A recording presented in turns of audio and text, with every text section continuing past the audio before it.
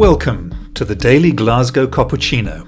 Start each day of COP26 by drinking in a few minutes of warm, stimulating conversation about climate resilience. I'm your host, Peter Willis from The Resilience Shift. Shall we begin?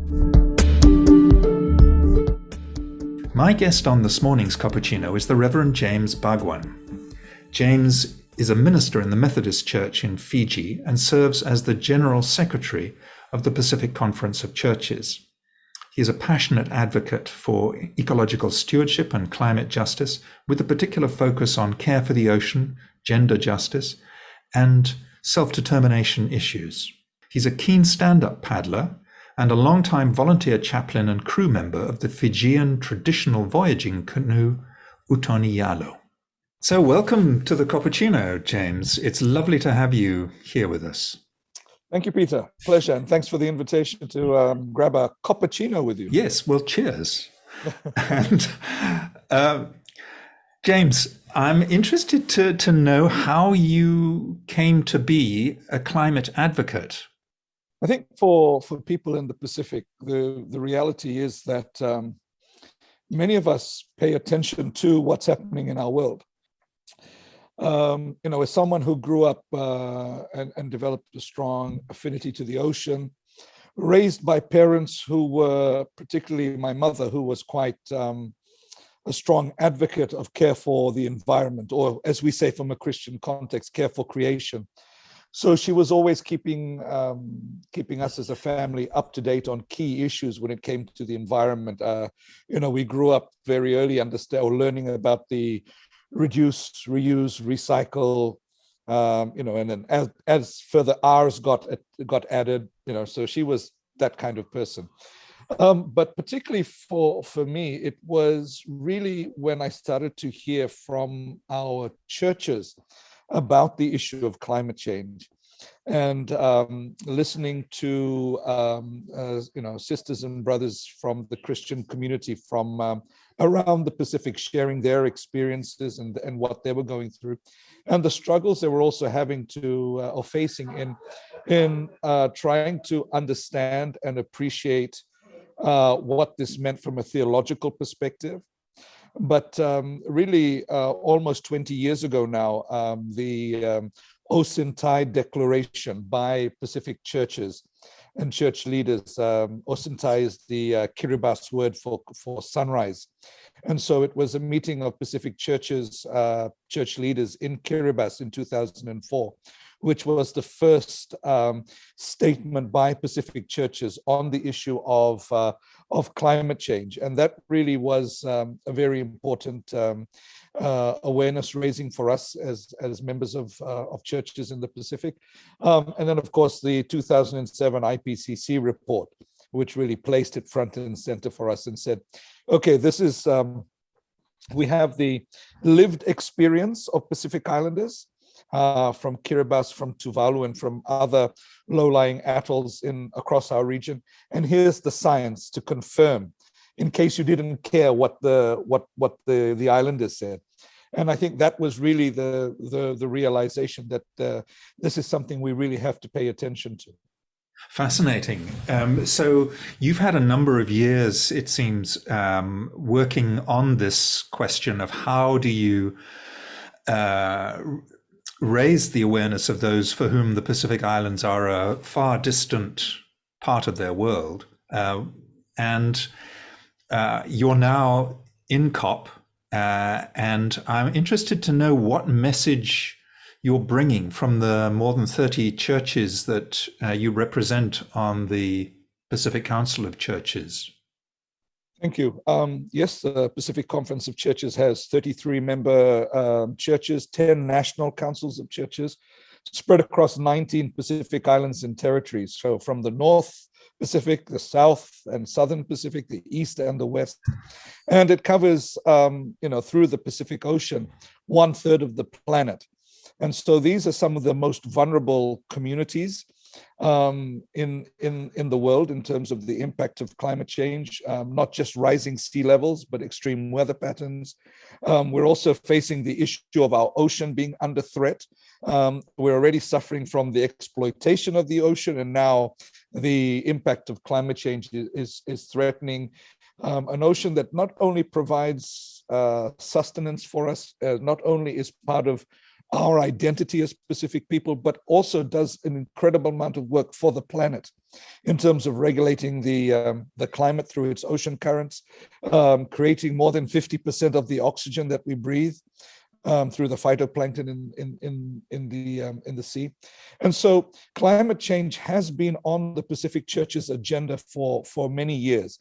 As I said, 2004, the Oceantie Declaration. We had another landmark declaration by Pacific Church leaders in 2009 with the Moana Declaration, which I think for the first time began to engage in the conversation of climate-induced displacement and relocation. And so the mandate from our churches remains strong. We need to see the absolute commitment to the Paris Agreement. We need that as a minimum. We need the climate financing, not only in the issue of adaptation and mitigation, but also the issue of climate-induced displacement and relocation internally in some of the bigger islands.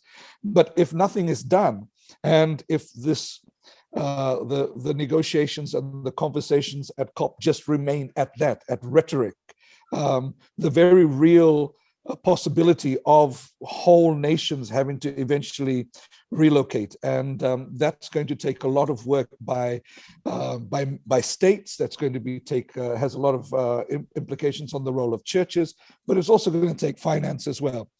And of course, the fear that in dealing with all of these issues, that as we get the world moving to a greener technology, to renewable energy, cleaner energy, that does not come at the expense of the environment, further expense of the environment, and particularly for us in the context of care for the ocean.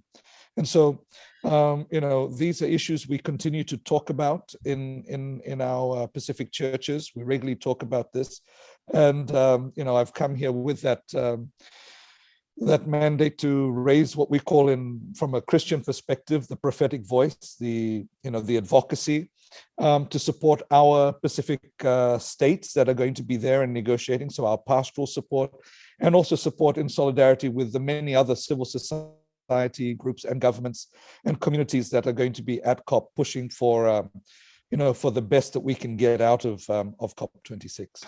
I would imagine, James, that you and your fellow Pacific advocates, both government and civil society and so on, must be in a way sort of specialists in what it means to be relatively powerless in a global negotiation like this, when you have, by any measure, enormous right on your side, and there's clearly an injustice quietly being perpetrated over a long period here.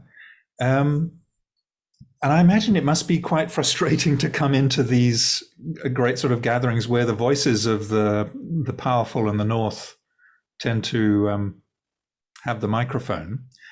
What is your sense of the potential for shifting this narrative?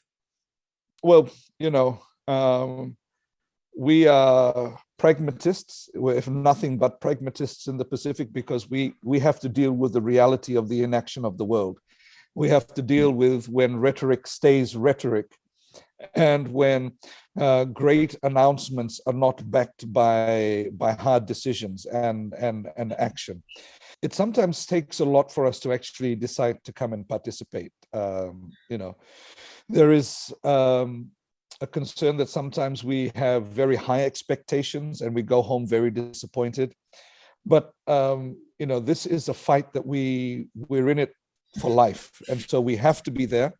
We're mindful that there are many people, not just from the Pacific, but from other affected communities in the global south that cannot be there because of COVID-19. And so those of us who can be there have to be there. And we speak then not just on our behalf, but we amplify their voices. And the other thing is that, of course, our faith, we're deeply spiritual people. And so from our faith gives us hope. And the hope that that there will be at least something closer to the outcome that we are praying for, and that we are calling for, that we are crying for. And we also exist as a warning. And the Fiji Prime Minister recently said, we can no longer be the canary in the coal mine. And that's the reality. Fossil fuel is what's killing this planet, and no one really wants to make the shift. No one that should I say, really wants to make that shift. But we exist as a warning. If you don't care about us, just watch what happens to us, and that's going to happen to your people too. On my way to COP, I came a very long way, tried to keep my carbon emissions down by having as many meetings in every stop along the way, taking a train as much as I could. And what I've seen and what I've heard in Europe is the experience of people who are also trying to share with their governments and with a lot of their own population about the impacts of climate change in Europe. The floods recently in Germany, the rising sea levels in Scandinavia and in Northern Europe, the droughts, the floods, the extreme winter that will probably happen. This is climate change.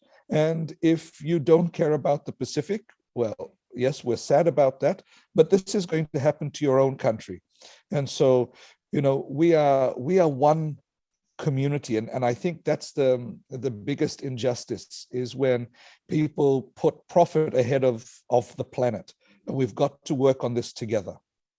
James, I can't thank you enough, both for all the work you're doing on behalf of all of us there in the Pacific. And I really appreciate your taking time to think out loud with us about these huge dilemmas. And I wish you all possible strength. Thank you. Thank you. Just at the end, as we are talking about resilience, let me say this: the Pacific are resilient people. We practice our indigenous knowledge and wisdom, and that is what saves us in times of disaster.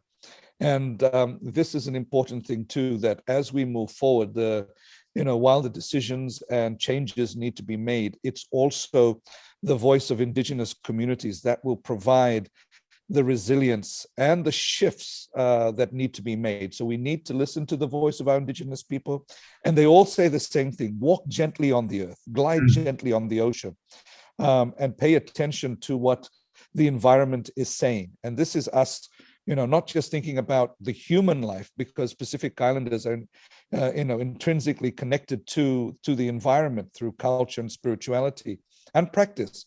So, we learn from the environment, we are provided for by the environment, and we need to also care to protect the environment as well. So I just wanted to leave that thought with us as well. I'm so glad you did. Beautifully put. Really appreciate that. Thank you very much, James, and all the best. Thank you, Peter.